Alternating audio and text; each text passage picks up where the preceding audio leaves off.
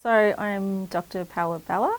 Still getting used to introducing myself with doctor, but I do that because it makes my family and community proud, and it is an achievement that I feel was a collective one. So I'm Wemba Wemba and Gunditjmara, and I grew up on Yorta Yorta country at Echuca predominantly with my mum, grandmother, aunties, great uncles and great aunties, and massive extended family where they really instilled in me a love of education and a desire and passion to get educated. And as my grandmother Rosie would say, get educated, go as far as you can and beat them at their own game. I was looking at the ways that Aboriginal women in what we know as the colony in this country resist colonisation and violence and patriarchy and colonialism itself, particularly through activism and through visual art. Or performance art, poetry, literature. So I wanted to platform the ways and understand how Black women resist through these forms, and also just through community work. And I don't mean just in saying that, but it's not as recognised. So all of the forms of contributions Aboriginal women make to community and to the cultural landscape, I was sort of considering in how I then created a new body of work in response to that. And essentially it was looking at, the core of that and the traumas that require that resistance, but also healing methodologies to respond to that trauma. So it was a creative thesis as well. So it was predominantly through creating an exhibition, a very large exhibition, and an exegesis where I wrote about that practice. So it was art as research in itself. So I was also attempting to decolonise how art as research or practice-led research is conducted, because it's incredibly white and Western in its approach. Almost all of the literature about practice-led research is very white, very Anglo. There's very little contemplation of Indigenous ways of working. But I found that there just wasn't enough response to the need for respite and the need for soft spaces in order to rest after the doing of this work.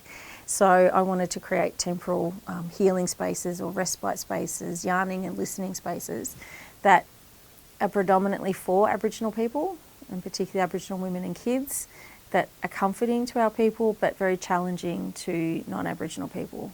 So it was a sort of a fine balance that I had to strike in creating these sort of sculptural installations that people could actually be inside of.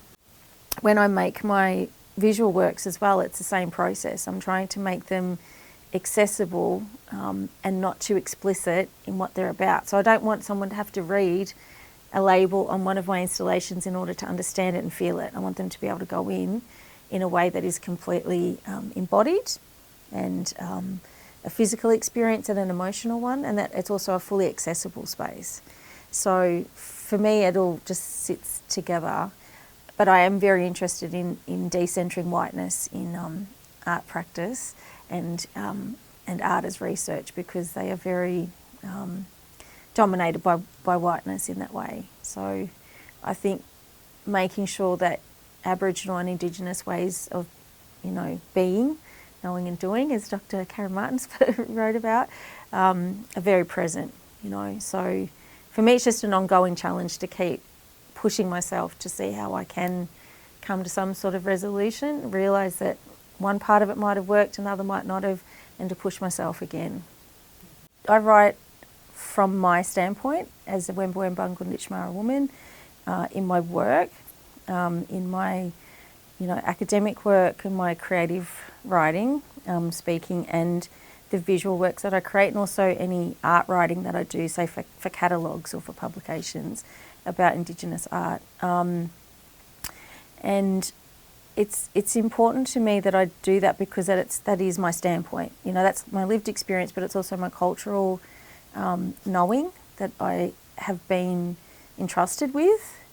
And it's something that I have to keep developing as I grow and develop as a cultural person, as a Koori woman, and also as a scholar. So for me, they all sit together. So I feel that my community and my family and my matriarchy are that's the ethics and the accountability to what I do.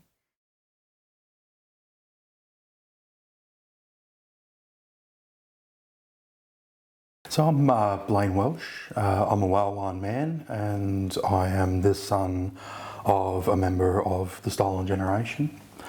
My journey to research, like the river, was winding, and I was trying to work out, okay, what ritual practice can I use my contemporary theatre skills to try to revitalise? And I had met Joe Salvatore at NYU when I was on an Aurora study tour, and he runs the Verbatim Performance Lab. But what actually got us what connected us and caused us to have a lovely long conversation was talking about ritual. He was also interested in ritual. So the Fulbright came along. I actually didn't really anticipate or plan to go to New York. The head of Aurora called me and asked me if I wanted to apply for the American Australian Association scholarship and maybe go over for 6 months, maybe find something to do. So I did that, and he also put me into the Fulbright, so I applied for the Fulbright, and lo and behold, I got both of them. So I went over there to work with Joe at the Verbatim Performance Lab, and when I encountered verbatim performance, and particularly Joe's practice, which is so care focused, the care for the spoken word, care for the original speaker, and care for the text moving forward in time, I felt like I was just watching, I was watching a blackfella work with that. So you had that same ethics and consideration around it. And immediately I also made those connections to Bungaree and the Grand Corroboree and the way he was described as a person who could just mimic people so precisely.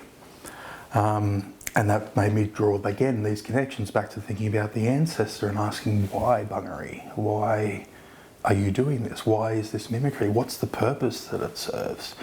And I started to say, yeah, that's a verbatim research and performance practice. By embodying the white fellas and the governors the way it did, it's a way of understanding. It's a way of building empathy. And a way of trying to seek to establish connection and dialogue in the context of the whitefellas environment, which for the settler, as you mentioned, back then we were the objects of study. It was a peculiar artefact, but for me now, looking back at it with this lens, I see that there's so much more that was going on, not just there, but the corroboree, the reasons for doing the performances. I started seeing drama therapy in there. So it was that connection of verbatim performance, and particularly through Joe's work, that I recognised that yes, this is the practice I can focus on. I can focus on trying to revitalise our oral tradition in a way that works in our contemporary world, and that hopefully future generations can pass on the practice I'm developing. And we can revitalise our own culture in our own way, yeah.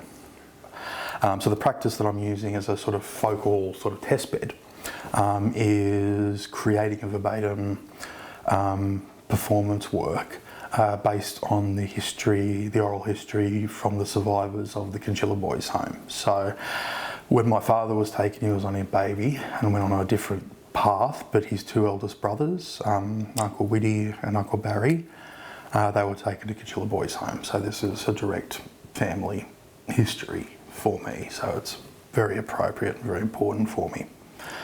Now at the Chinchilla Boys' home, they were referred to by number, not by name. They were victims of physical abuse, sexual abuse, and of course every problem was solved with violence. They were made to fight each other, box each other. So you can imagine what type of adult emerges from a place like that. And then you think about and connect it to the stereotype of what our black men are like, it makes a lot more sense. So I'm approaching this again as, for me, it's a revitalisation of my own oral tradition. This is my family history. So it's the most appropriate way to share this story, share these knowledge, is human to human, spirit to spirit, heart to heart. And that's why theatre is, I feel, more superior and appropriate a methodology or a practice to apply to an Indigenous setting than something like, say, video or film. Because the other aspect that's really important, and of the big 5 R's that people hear about, responsibility is a big one, and that's the responsibility for what happens to the text afterwards, because we've been victims of violence in the archive all along. You know, the letter my grandmother signed saying that she can't care for her children, so please take them away. I don't think she could read. But that's put in the archive as a justification for colonial violence. So we're hyper aware of the damage that can cause. So I'm hyper aware of the responsibility I have to hold and protect these spoken words from these uncles and survivors going forward, potentially generations into the future.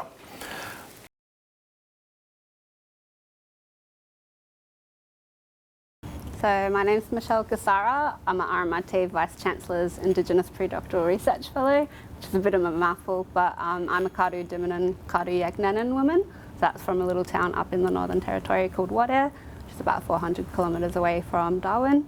But I grew up in Adelaide and moved to Melbourne for study.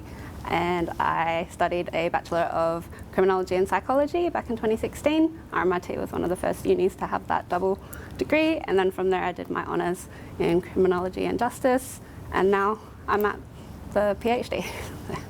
Yeah, so my honours project, I was looking at image-based sexual abuse, or what's colloquially known in the news as revenge porn, and just looking at actually how the news do report on that phenomenon, so looking at it from news articles and news segments on the news on TV, and just seeing what kind of narratives that they were forming when they were reporting on the story.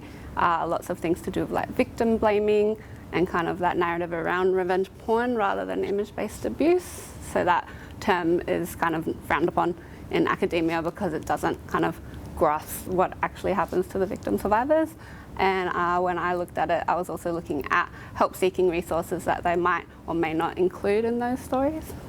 I have an example. If I'm doing what's called a yarning circle, where we have a whole bunch of participants, we're actually going to be doing some sort of cultural activity. So that might be bush dyeing or weaving or doing the details on a possum skin cloak with the burning, but we're talking about that sensitive topic at the same time.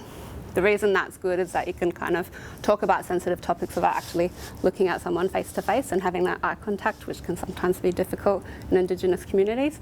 But also from that making of cultural artefacts, that's something that can then be used later depending on what the community actually wants from it. Maybe to have an exhibition and showcase that artwork, get money back into the community, or just something to hold on to for themselves for their own cultural healing. I think that history of colonisation, and especially around the stolen generation, it's people having that wariness of reporting to certain services, especially government-based services or the police, for instance. And so there's that real kind of trepidation about reporting and what's going to happen to that person when they report, which I'm hoping to uncover in my research. What are those barriers to reporting and how we can help, women and LGBTQIA+ people better be able to advocate for themselves and go, be assisted through their journey.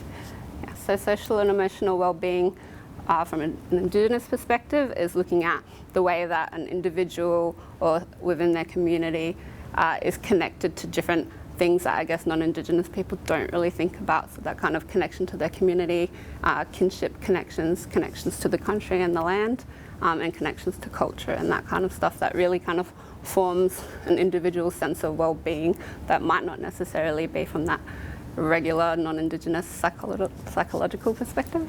I actually do a bit of work with the Black Dog Institute, so I'm one of their national network members that have that lived experience of suicide and ill mental health, and the big focus is on social and emotional well-being, because how you might relate to me and assist me going through a mental health issue or episode might be different to how you would for a non-Indigenous person when they don't have those same relational aspects to, community, kinship, land, and that kind of stuff.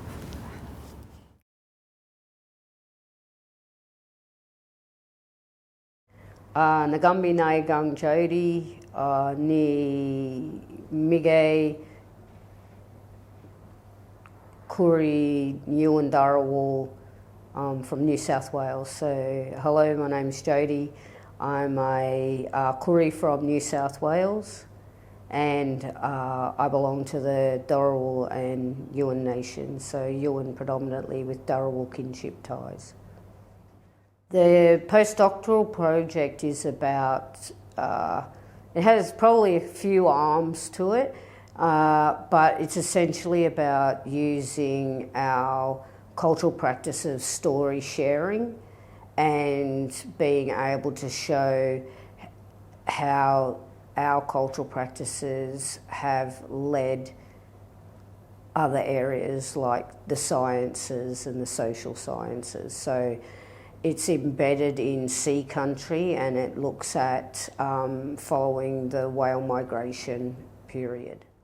Sea country is the ocean effectively, or not necessarily limited to the sea, but our waterways. So inside of our culture, we acknowledge and respect Mother Earth, including our sea and also the sky. The earth or the land, the sea and the sky hold our stories, and so we pay those respects. Our old ways of learning is still really prevalent today, and perhaps inside of areas that don't always see it, it is still there. So if you take story sharing, for instance, we had ancient stories that were handed down from generation to generation that predate 1700. And one of those stories for us in our country is the story of Bandula and how Bandula moves across. So Bandula was our rain spirit, and what it teaches us is before the rains come, you get the wind comes first. So Bandula sends in Kurakai, and then he sends in Ublagai, who's the storm spirit. And so you get the storm and then the rain comes. So in our warmer months, that's the weather pattern. The southerly change comes, it brings in the cloud, and the wind brings in the storm. You get an afternoon storm, and then the rain comes to cleanse and cool everything off, and then the next day is a fresh day and it starts again. So I came up with the concept to create a play area that maps our cultural, all the cultural significant sites in our city. And so there's a big sandstone wall made up of about 7 or 8 sandstone blocks with carvings in them, so they can rock climb up the wall, they can walk across the top of it, they can jump down off it, there's a part there that mirrors our cultural site of our grandmother mountain that they can climb in and around. And so that's what is, it's a part of the Great Dividing Range, the Illawarra Escarpment, and it has a cultural story of its own that the kids can learn. Then they come in, and in our city we have like a little bit of open area where housing now is, and then there's at the Lake Illawarra that is the centre of our city almost, or to the side of our city, and that has a story based on an island that's just off the entrance there. And so those two things are marked, and then there's another giant whale inside of there. Each of the significant sites are QR coded, so the kids can play, they can climb over the whale, they can jump, they can play in sand, they can run around this area. Off to the side is a bush tucker walk that they can walk through and learn a little bit more about bush tucker. There's a pretend canoe that they can pretend to paddle. There's a gunya made, and then sticks are put out each morning so they can have a crack at, making their own gunya. It's all QR coded, so they can go to different places in our city and see these places. So the forest mimics Blackbutt Forest, the lake, obviously, the Windang Island. Anyway, all these significant places. There's a language wheel where they spin the wheel and they can hear Dharawal language being spoken. There's a weather wheel. But at the end of the day, if they're finished doing that, they can go out, there's a big green area where they can kick a footy or play touch or whatever they want to do. And the beautiful part about that space is really it was designed by the kids, the wants and needs of the kids, but it's right in the middle of the city. It's in the city centre, and it's like a playground that's got bush in the middle of the city, and so you walk out there and you feel like you're in the middle of the bush.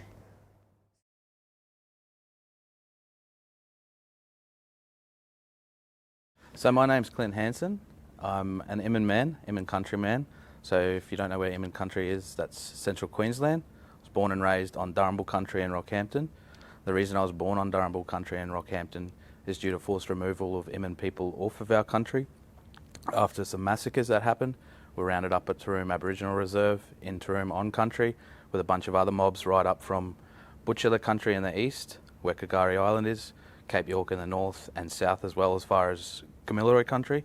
So from there, most of my family went to Woorabinda. From Woorabinda, you got rocky inland, east of that, at the coast. That's where I grew up and spent most of my life.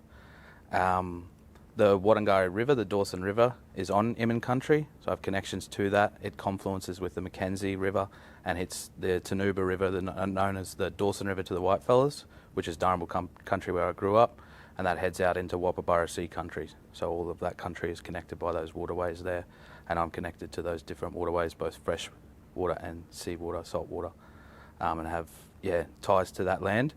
But then even recently, as recent as 4 or 5 years ago, when I was studying down here doing mechanical engineering, I was going to these meetings back home in Rockhampton, the PBCs, and proponents and representatives from different gas companies and conglomerates would sort of give presentations to our community about what was happening on our country.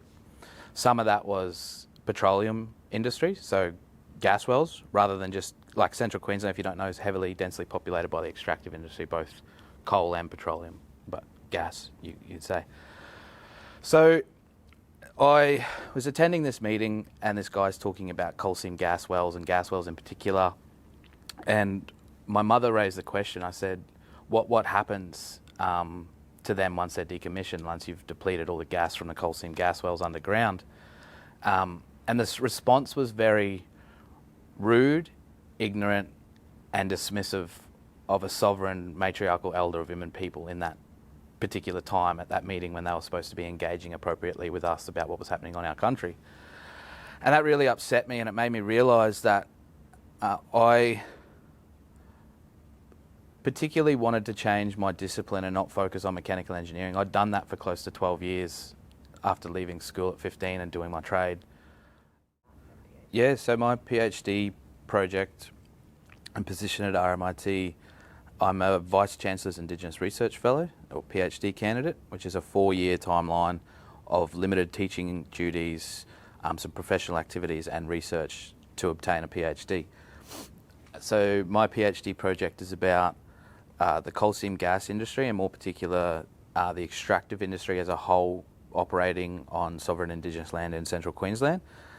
Both my country, Imman country in central Queensland, and the surrounding areas, focusing on both the surface water and the groundwater, the cultural values of each of those, and how the extractive industry may impact on the livelihoods of Indigenous peoples of those area, and both the totemic species that identify country and kin of that area, and the unique biodiversity and ecosystems, the groundwater dependent ecosystems of that area, and just combining both. Well, I wouldn't say combining, I don't really like that. It's more, Western science and an engineering background meeting an Indigenous standpoint, both with, qualitative research and quantitative research. The qualitative being doing field work on country, collecting water samples of surface water, checking different ecotox values, both for inorganics, organics, heavy metals and such and things like this. The other thing is interviewing elders of my mob. So one-on-one interviews like we're doing now that I've curated through a high-risk ethics application that I'd done to engage with them as elders and have that really intimate one-on-one time with older generations that aren't often treated and respected the way they should be and haven't been in past from Western institutions and academic institutions. Often Western institutions have been very extractive in their nature, so coming from more that Indigenous standpoint and Indigenous ways of being, doing and knowing, and my reciprocal relationship with my own community in an ethical way, and having those really rich yarns that can also tell through a thematic analysis of those elders and their experience pertaining to water on country, both above and below ground, different sites, different meanings, different reasons as to why things are and the way things have been done and maybe could be done better. Where we found high levels of boron from fieldwork last year from different areas. There's other researchers now reaching out to me who are like, oh, that was actually where some of your research that come out that we've done recently as part of the Hydrology Water Research Symposium, highlighting some of these issues. There's now other academics in this sort of space that reach out and be like, oh, there was a spill at one of the wells a few years ago because the petroleum industry, they didn't use the correct piping for their wellhead. It was like copper instead of 216 stainless and things like this, and that's only, it's in proximity to areas we'd found that were high levels of toxins and such. So combining, like I say, both that Western science, well, not combining, meeting halfway, and how they can complement each other, and that two-way learning, I guess you'd say, as well. And now, yeah, I'll finish at that.